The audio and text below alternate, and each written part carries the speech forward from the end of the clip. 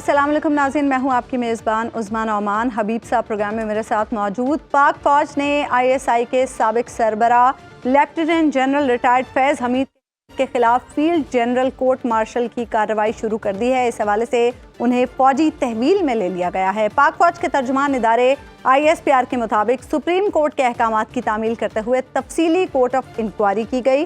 Inquiry پاک فوج نے لیفٹیننٹ جنرل ریٹائرڈ فیض حمید کے خلاف ٹاپ سٹی کیس میں شکایات کی درستگی کا پتہ لگانے کے لیے کی، جس کے بعد فیض حمید کے خلاف پاکستان آرمی ایکٹ کی دفعات کے تحت مناسب انضباطی کارروائی کا آغاز کیا گیا ہے۔ آئی ایس پی آر کے مطابق فیض حمید کے خلاف ریٹائرمنٹ کے بعد آرمی ایکٹ کی کئی خلاف ورزیاں ثابت ہو چکی ہیں۔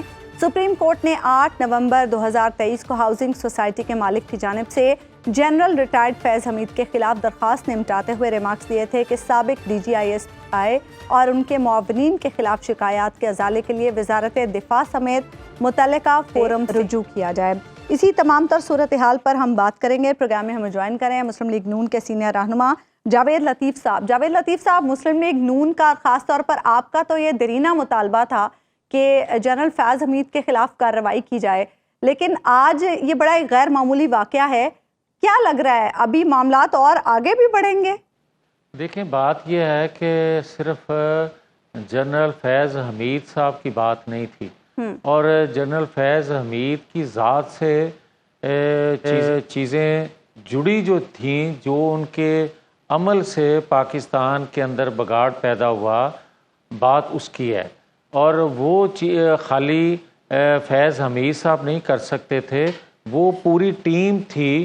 اور اس وقت جو بات کی جا رہی تھی کہ ہم سب ایک پیج پہ ہیں، اس وقت کے تمام لوگ جو ایک پیج پہ تھے وہ انصاف فراہم کرنے والے اداروں میں بیٹھے لوگ تھے، یا طاقتور ادارے میں بیٹھے لوگ تھے، یا میڈیا کے بہت سے لوگ تھے، یا جو بینیفیشری بعد میں بنے، ان سب کو کٹہرے میں کھڑا کیا جانا چاہیے۔ اور کیے بغیر قوم کا اعتماد بحال نہیں ہو سکتا، اور کیے بغیر آپ پاکستان کو آگے نہیں بڑھاوا دے سکتے۔ ان کو آپ سزا جزا دیے بغیر، میاں صاحب یہ تو الزام بڑا متعین ہے۔ الزام کے دو حصے ہیں۔ ایک تو یہ ہے کہ ٹاپ سٹی کا کیس ہے کہ ایک تقریباً ایکسٹورشن نما کچھ معاملہ ایسا لگتا ہے اپیرنٹلی، وہ تو خیر حتمی طور پہ جو فوجی عدالت ہے اس میں تعین ہوگا۔ اور دوسرا معاملہ ہے ریٹائرمنٹ کے بعد کچھ ایسے کام کیے جو آرمی ایکٹ کی خلاف ورزی تصور کیے جا سکتے ہیں۔ جو آپ کا ایشو ہے وہ تو اس بیچ میں آتا ہے، تو وہ ایشو تو اس وقت بھی ایسا لگ رہا ہے کہ فیض حمید صاحب سے نہیں پوچھا جائے گا۔ نہیں، دیکھیں، گزارش یہ ہے کہ جس طرح مجھے گرفتار کر کے 24 گھنٹے ڈرم میں رکھا گیا تھا مئی جون کے مہینوں میں، اور اس وقت شہزاد اکبر اوپر بیٹھ کے کہا کرتے تھے کہ فیض حمید صاحب اس کی چیخیں سننا چاہتے ہیں جاوید لطیف کی، یا عمران خان چیخیں سننا چاہتے ہیں جاوید لطیف کی، میں تو اپنی بات معاف کرنے کو تیار ہوں۔ میں تو وہ چیز بھول گیا، مگر مجھے یہ بتائیں کہ جو اس وقت ایک پیج تھا، جو پیج پھٹا پھر آ کے 2022 کو، تو پھر مجھے یہ بتائیں کہ اس دوران جو پاکستان کی بربادی کر دی اس ایک پیج نے، وہ کیا پوچھا نہیں جانا چاہیے؟ پھر آپ مجھے یہ بتا رہے ہیں کہ ایک ہاؤسنگ سوسائٹی کے حوالے سے یہ ایک ایشو ہے۔ حبیب صاحب، یہ ایک ہاؤسنگ سوسائٹی کا ایشو نہیں ہے۔ ایک ہاؤسنگ سوسائٹی نہیں، پاکستان کی جتنی ہاؤسنگ سوسائٹیاں ہیں اس کے اوپر ایک طاقتور بندہ ضرور بیٹھا ہوا ہے، بدقسمتی ہے یہ، اور ان کو شٹر دیتے ہیں۔ مگر بات اور ہے، بات یہ ہے کہ آپ فیض آباد دھرنے کی ججمنٹ نہیں دیکھ رہے؟ میاں صاحب دیکھیے، ہاؤسنگ سوسائٹی والا کورٹ میں چلا گیا اور اس نے لکھ کے دیا کہ میرے ساتھ یہ سلوک ہوا، میرے بچوں کے ساتھ یہ سلوک ہوا، میرے ملازمین کے ساتھ، گھر میں، دفتر میں جو کچھ بھی ہوا اس نے لکھ کے دے دیا۔ تو کیا آپ یا آپ کی پارٹی میں سے کوئی، یا آپ کی پارٹی بطور جماعت یہ عدالت میں لکھ کے جائے گی کہ جناب فیض حمید صاحب کے اوپر ہمارے الزامات یہ ہیں اور ان کی بھی تحقیق کی جائے؟ یار حبیب صاحب، میں ہمیشہ آپ سے ریکویسٹ کرتا ہوں کہ آپ اتنے سادہ نہیں ہیں जितने मासूम आप बनते हैं। मैं आपकी खिदमत में ये गुजारिश कर रहा हूँ कि क्या मेरी दरख्वास्त से मुझे कोई बुलाए ना तो मैं जाने के लिए तैयार हूँ, और अगर आप सिर्फ दरख्वास्तबाजी करवाना चाहते हैं तो फिर मैंने आपसे कहा कि फैज़ाबाद धरने की जजमेंट आप पढ़ लें, फिर आप जस्टिस शौकत सिद्दीकी साहब ने जो कुछ कहा, अल्लाह उनको सेहत दे, ज़िंदगी दे, मौजूद हैं, ज़िंदा है, बुलवाएं उनको। फिर मैं आपसे ये कह रहा हूँ कि भाई ये सिर्फ एक हाउसिंग सोसाइटी का इशू नहीं है, बात ये है कि पाकिस्तान के अंदर 9-10 मई हुआ है, पाकिस्तान के अंदर जो आज गुफ्तगू हो रही है, जो आज चीज़ें सुनाई दे रही हैं, वो मुतासर हो रहे हैं बांग्लादेश के अंदर जो कुछ तब्दीली आई उससे, उसको देखते हुए जो मनसूबाबंदी की जाने की कोशिश की जा रही है, जो कहा जा रहा है कि मेरे हाथ में तीली है, मैं पाकिस्तान को आग लगा दूंगा, ये सुनने वाली चीज़ें, आंखें खोल के देखने वाली चीज़ें हैं कि उसके लिए सहूलतकारी कौन कौन कर रहा है। और सहूलतकारी सिर्फ फैज़ हमीद खाली नहीं कर रहे। ये ठीक है कि फैज़ हमीद साहब अगर इन्वेस्टिगेट चीज़ें होंगी तो ये मरकजी रोल इनका होगा, मगर बाकी इदारों के अंदर भी कुछ शख्सियात आपको नजर आएंगी, जब इन्वेस्टिगेट चीजें होंगी तो चीजें वहां तक जाएंगी, खुरा वहां तक जाएगा। अच्छा जावेद लतीफ साहब, ठीक है, आप लोग अदालत में दरखास्त नहीं लेके जा रहे, अदालत में दरखास्त नहीं लेके जा रहे, लेकिन जो चीजें आज तक नून लीग को पता है, भाई जो चीजें नून लीग नहीं, फैज हमीद के खिलाफ, अच्छा जो चीजें आज तक नून लीग के इल्म में थी, कम अज कम अवाम के सामने तो वो रख सकते हैं ना। ख्वाजा आसिफ साहब अब आके बता रहे हैं कि हमें 2019 में फैज हमीद साहब ने ऑफर की थी हुकूमत की, अब आके बता रहे हैं 2019 की बात। उसके अलावा सीनियर सहाफ़ी बता रहे हैं कि नून लीग के रहनुमाओं से राब्ते हुए, शहबाज शरीफ साहब को ऑफर की गई कि आप मुझे चीफ बनवा दें, आपको मैं लॉन्ग टर्म प्राइम मिनिस्टर बनवाऊंगा। तो ये बातें क्यों शहबाज शरीफ साहब ने कौम के सामने नहीं रखी? क्यों नहीं बताया गया सियासतदानों की तरफ से, आपके रहनुमाओं की तरफ से कौम को कि हमें ये ऑफर्स की जा रही हैं? देखें, मुझे तो उस ऑफर का इल्म भी नहीं था। मैंने तो सुना है जिस तरह आपने सुना है ख्वाजा आसिफ साहब की गुफ्तगू, मगर मुझे ये कहने की इजाज़त ज़रूर दें, मुझे कोई बताए ना कि जनरल फैज़ जो थे वो ये ऑफर जो ख्वाजा आसिफ साहब कह रहे हैं वो किस हैसियत में कर रहे थे।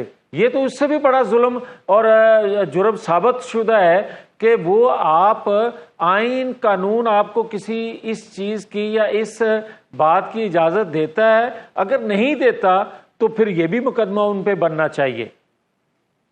लेकिन उसमें आप ही की तरफ से अब गवाहियां चाहिए होंगी ना इस तरह का मामला।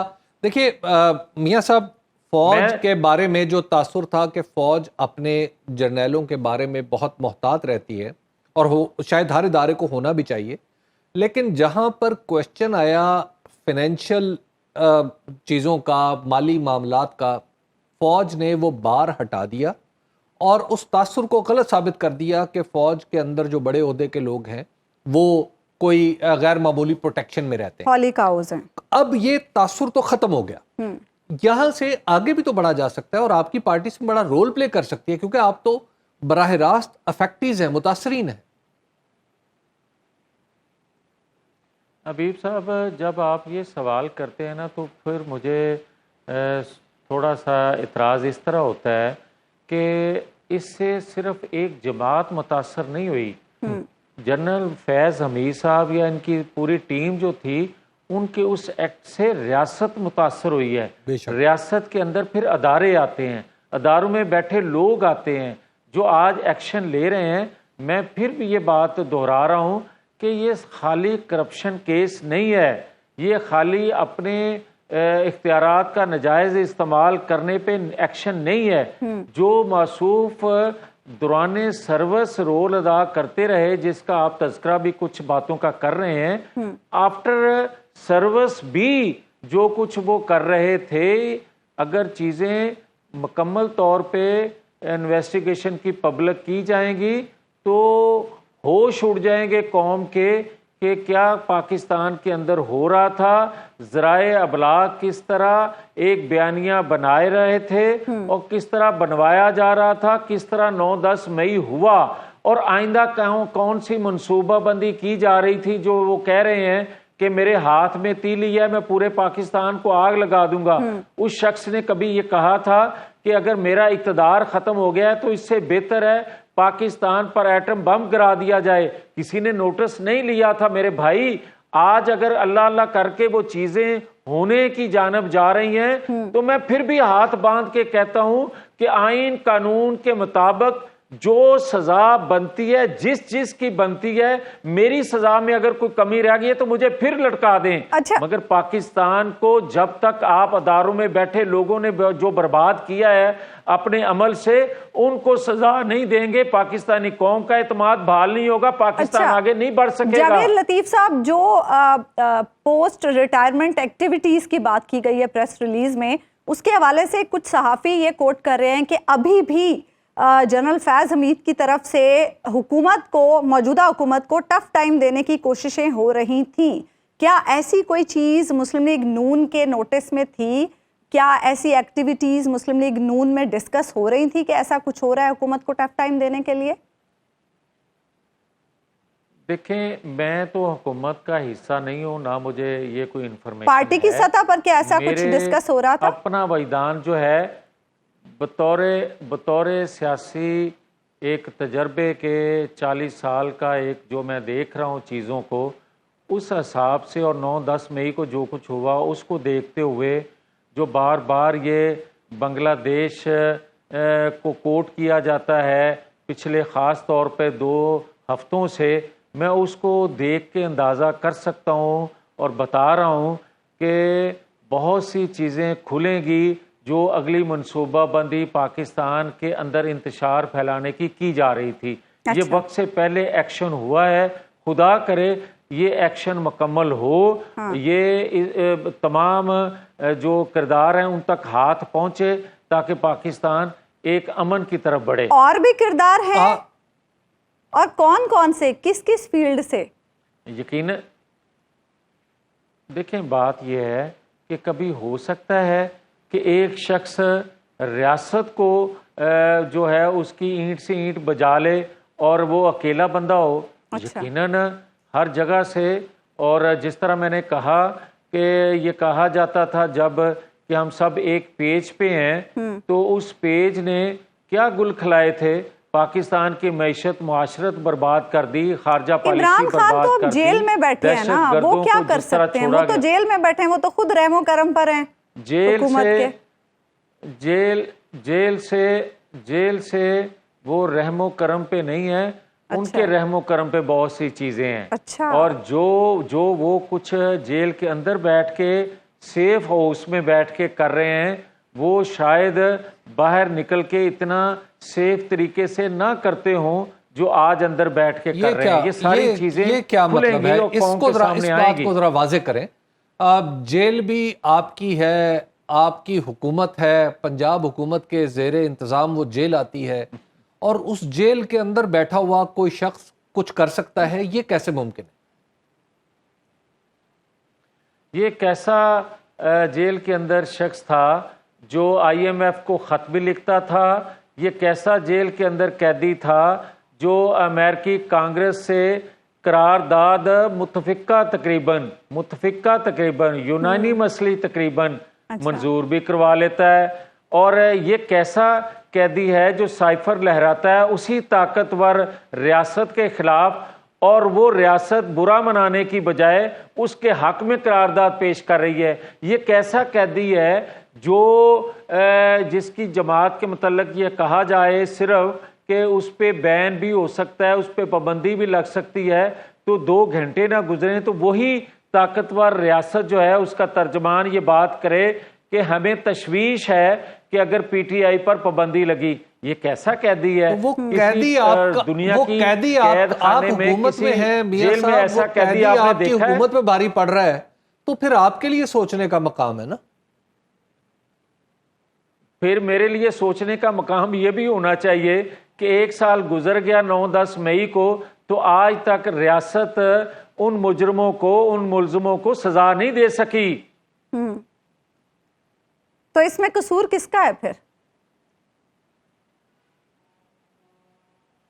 قصور والوں کا ہے.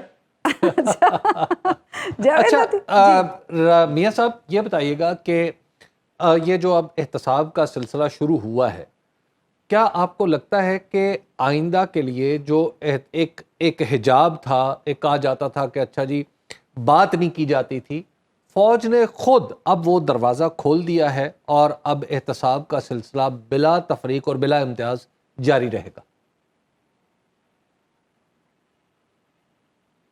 دیکھیں حبیب صاحب، کاش بہت پہلے یہ سلسلہ شروع ہو جاتا تو پاکستان آج اس گرداب میں نہ پھنستا۔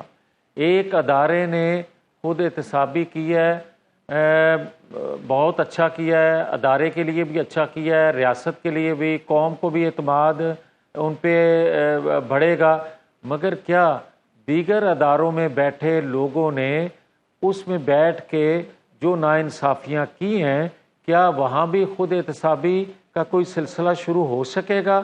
اور جب تک یہ سلسلہ تمام اداروں میں نہیں ہوگا جو کہ احتساب کا خود احتسابی کا ہر ادارے کے اندر طریقہ کار موجود ہوتا ہے مگر آج تک ہوا نہیں ہے، کمزور کو ہاتھ ڈالا جاتا ہے، آج پہلی دفعہ طاقتور کو ہاتھ ڈالا جا رہا ہے، تو میں سمجھتا ہوں اس سے پاکستان کے اندر بہتری آئے گی، خرابی نہیں ہوگی۔ اچھا یہ بتائیے گا میاں صاحب کہ جنرل فیض حمید صاحب کے بارے میں آپ کا تو ایک متعین موقف رہا ہے اور آپ کی پارٹی کا بھی، کہ فیض حمید صاحب اور پی ٹی آئی کے درمیان کوئی تعلق ہے ایسا جو پی ٹی آئی کو مدد فراہم کرتا ہے۔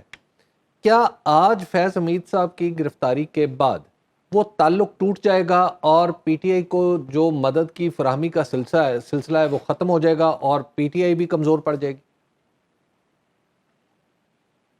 دیکھیں کبھی ایسا ہوتا نہیں ہے کہ آپ سازشیوں کو پکڑتے ہیں تو وہ سازش جو ہے وہ کامیاب ہو جاتی ہے، یہ ایک تجربے میں چیزیں ہیں، تو میں سمجھتا ہوں کہ جو سازش ہے ریاست کے خلاف انتشار کے لیے، بغاوت کے لیے، آپ نے دیکھا ہے کہ اداروں کے اندر بغاوت کے لیے جو منصوبہ بندی کی گئی تھی، وہ الگ بات ہے کہ بہت سی چیزیں پبلک نہیں کی گئیں، اور آج بھی جو منصوبہ بندی کی جا رہی تھی، میں سمجھتا ہوں کہ اگر اس کو پبلک کر دیا جائے گا تو لوگوں کا جو ایک خامخواہ کا اس کے لیے ہمدردیاں پیدا ہوئی تھیں اور وہ بھی ایک سہولت کر رہی تھی ہمدردیاں پیدا کرنا، وہ ختم ہو جائیں گی۔ اچھا جاوید لطیف صاحب، ابھی آپ بات کر رہے تھے خود احتسابی کی کہ ہر ادارے کو خود احتسابی کی طرف توجہ دینی چاہیے، کیا یہ خود احتسابی ہمارے سیاستدانوں کو نہیں کرنی چاہیے؟ اس لیے کہ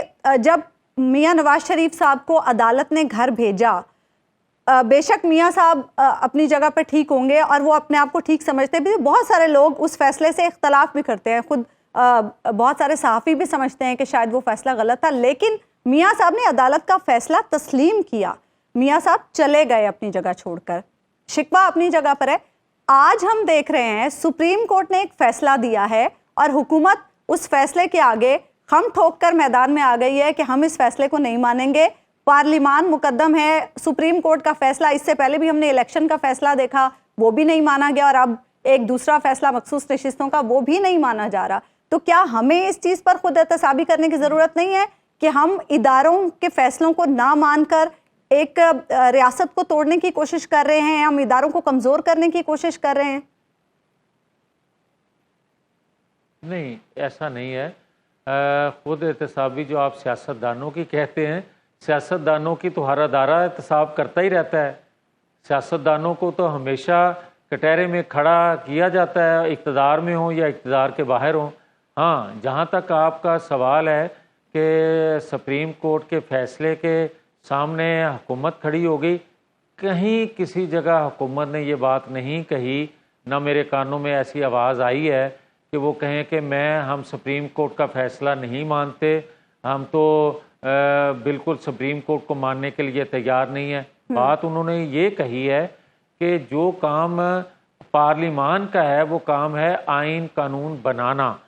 آئین قانون بنانے والے، میں بار بار یہ بات کہتا ہوں کہ اگر وہ تشریح کرنا شروع کر دیں خود ہی آئین قانون بنانے والے، تو جو تشریح کرنے والے ہیں وہ آئین قانون بنانا شروع کر دیں تو پھر جو آپ سوال کر رہی ہیں پھر یہ سوال اٹھتے ہیں. یہ جو نقطہ ہے یہ نقطہ آپ کی سمجھ میں یا پی ایم ایل این کی سمجھ میں 2017 میں کیوں نہیں آیا کہ اس وقت بھی ایک قانون بنا دیا جاتا جس کے تحت محترم نواز شریف صاحب کی نااہلی کو ختم کر دیا جاتا؟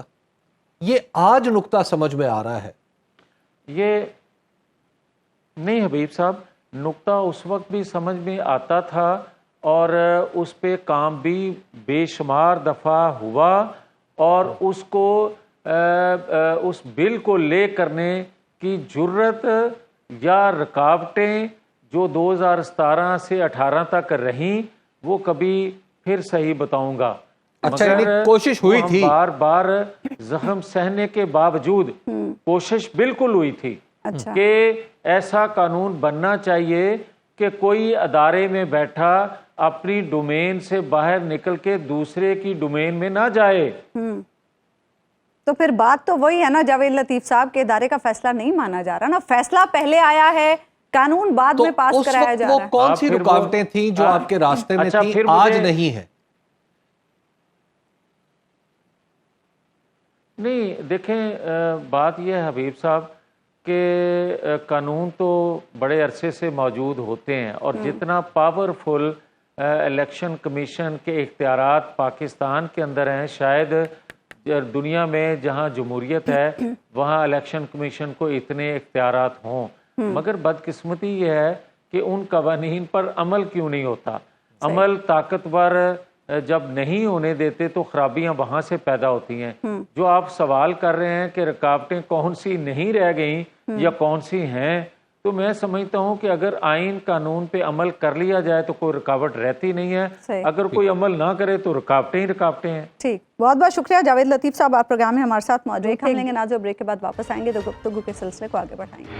ویلکم بیک ناظرین. انتہائی اہم معاملہ ISI کے سابق سربراہ فیض حمید کے خلاف کورٹ مارشل کی کارروائی کا آغاز، اور اسی پر اب ہم بات کریں گے. پروگرام میں ہمیں جوائن کریں ہیڈ آف ڈیفنس ڈیسک سنو نیوز محمد عمران. عمران، سابق لیفٹیننٹ جنرل کے خلاف کارروائی ہونی ہے، کیا پروسیجر ہوگا اس کا؟ اتنی اعلیٰ پوسٹ پر رہنے والے افسر کے خلاف کارروائی کون کرے گا؟ دیکھیں، اس کا پروسیجر یہ ہوگا کہ ایک لیفٹیننٹ جنرل کے جب فیلڈ جنرل کورٹ مارشل ہوتا ہے تو اس میں جو جج مقرر کیا جاتا ہے، جو court martial field general court martial مقرر کیا جاتا ہے، یا تو وہ 2 سٹار ہوگا یعنی میجر جنرل ہوگا، یا پھر same rank lieutenant general 3 star بھی ہو سکتا ہے.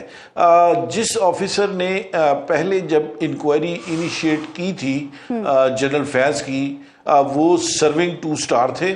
اس انکوائری مکمل ہونے کے بعد جب یہ report chief of army staff کو سبمٹ کی گئی، انہوں نے اس رپورٹ کو اپروو کیا، تو پھر اس کے بعد کورٹ مارشل کرنے کا جو ہے وہ فیصلہ کیا گیا، اور بہت جلد جو ہے 2 حصے ہیں. اگر میں پریس ریلیز کو دیکھتا ہوں، ایک ہے ٹاپ سٹی کا کیس اور وہ عدالتی حکم پہ ہے.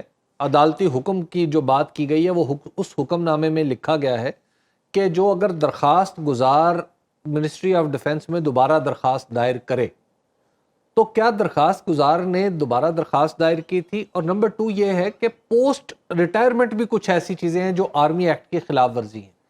کیا ان دونوں چیزوں کے حوالے سے کچھ بتایا جا سکتا ہے؟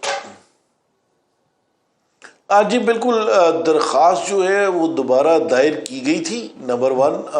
دوسری بات یہ ہے کہ ایز اے آرمی آفیسر یا سرکاری ملازم کے طور پہ آپ ریٹائرمنٹ کے بعد کسی بھی قسم کی پولیٹیکل ایکٹیویٹیز کے اندر حصہ نہیں لے سکتے.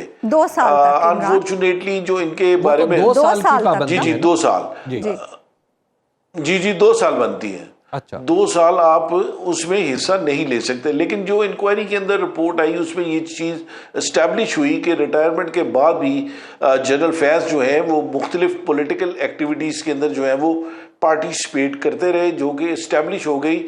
اسی لیے یہ جو ہے وہ اس جو ہے نقطے کے اوپر بھی ان کا کورٹ مارشل جو ہے وہ ریکمینڈ کیا گیا ہے انکوائری رپورٹ کے اندر. اچھا یہ بتائیے گا کہ اب اس وقت انہیں کہاں رکھا جاتا ہے یا کیسے رکھا جاتا ہے ایک اس سطح کے افسر کو جب پکڑا گیا؟ تو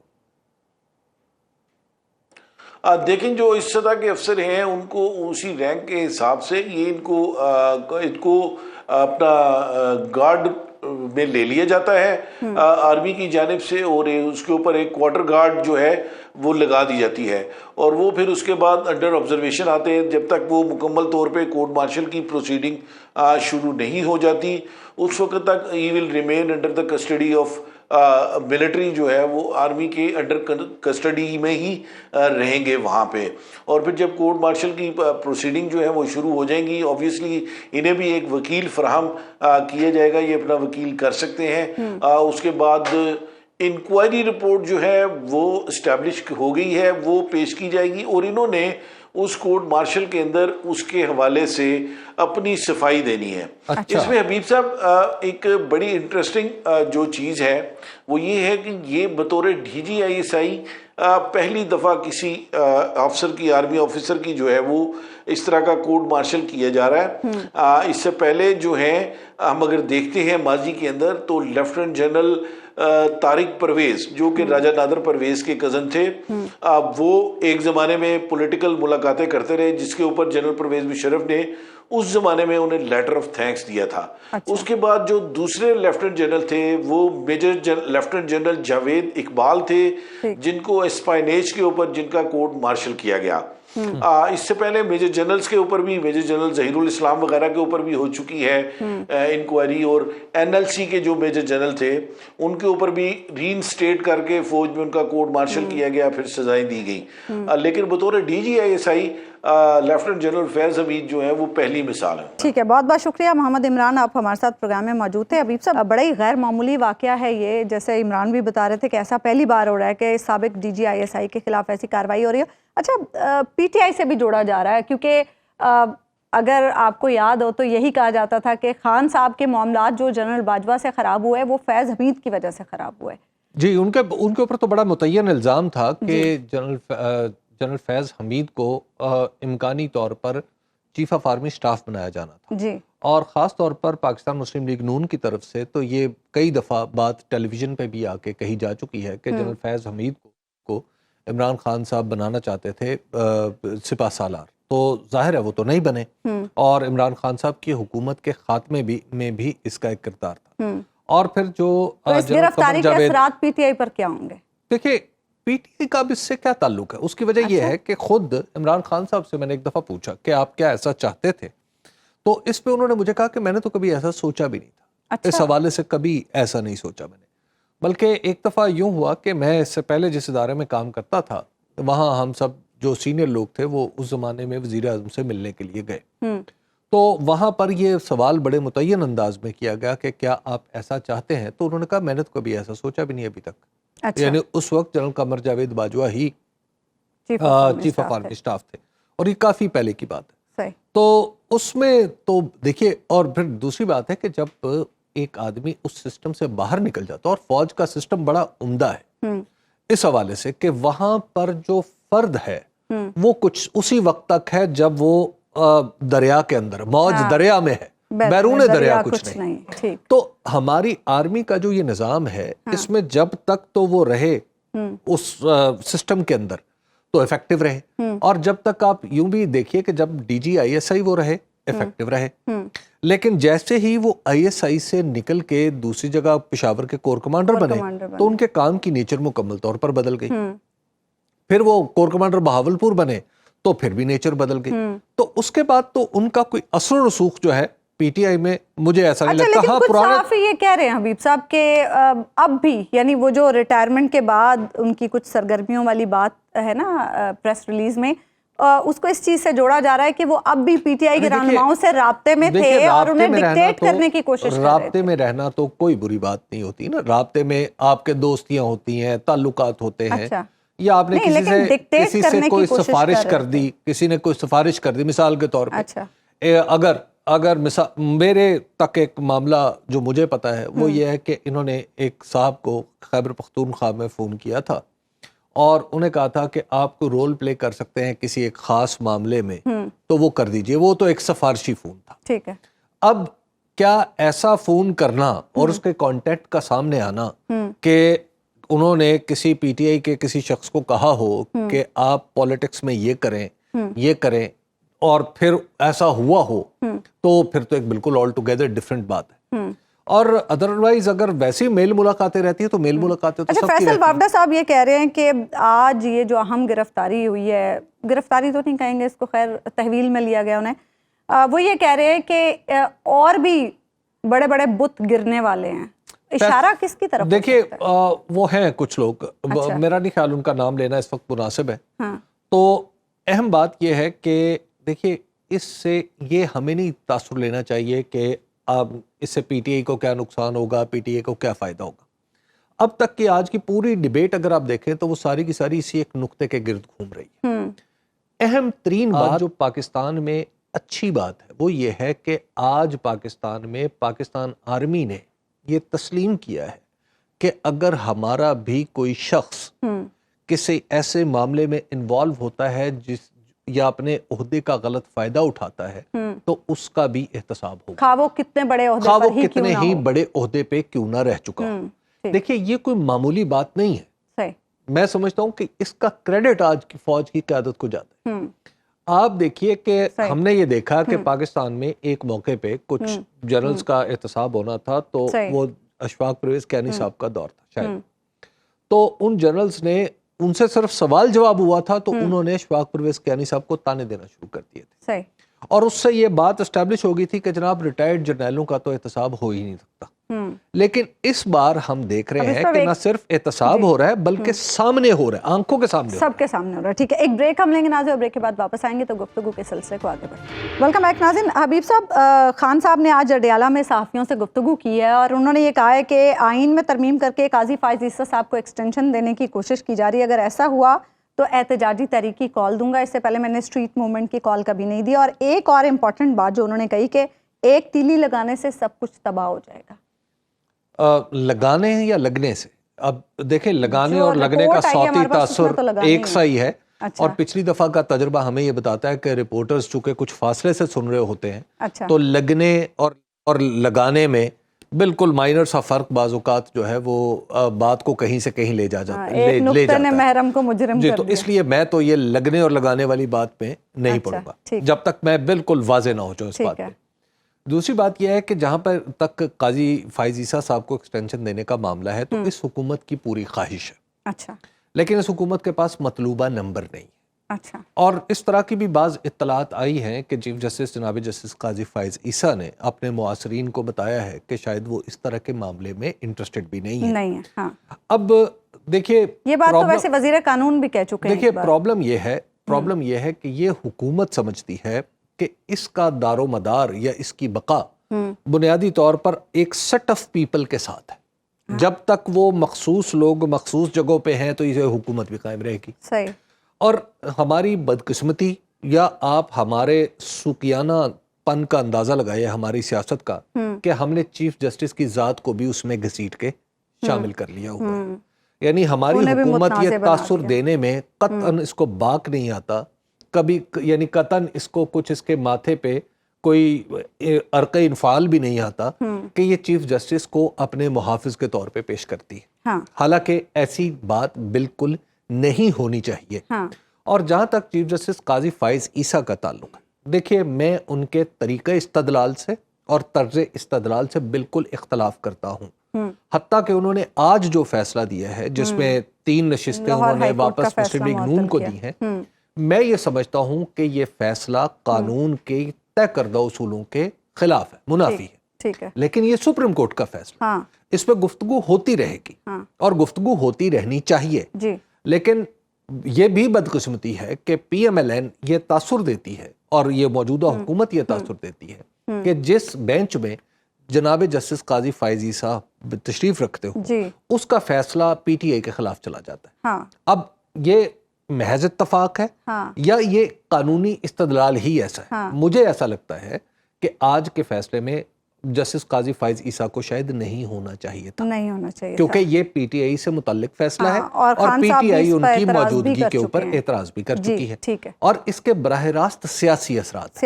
اور اس فیصلے میں ایک اہم ترین کمزوری جو میں عرض کرنا چاہتا ہوں وہ یہ ہے کہ اور جسٹس عقیل عباسی صاحب نے فیصلہ بڑے واضح لفظوں میں انہوں نے کہا ہے کہ جب الیکشن کا معاملہ طے ہو چکا ہو، نوٹیفیکیشن جاری ہو چکا ہو، تو پھر راستہ سپریم کورٹ نہیں ہے، الیکشن ٹریبیونل ہے۔ جی بالکل، پروگرام کا وقت ختم ہوا، ناظرین ملاقات ہوگی انشاءاللہ کل اللہ نے کے بعد۔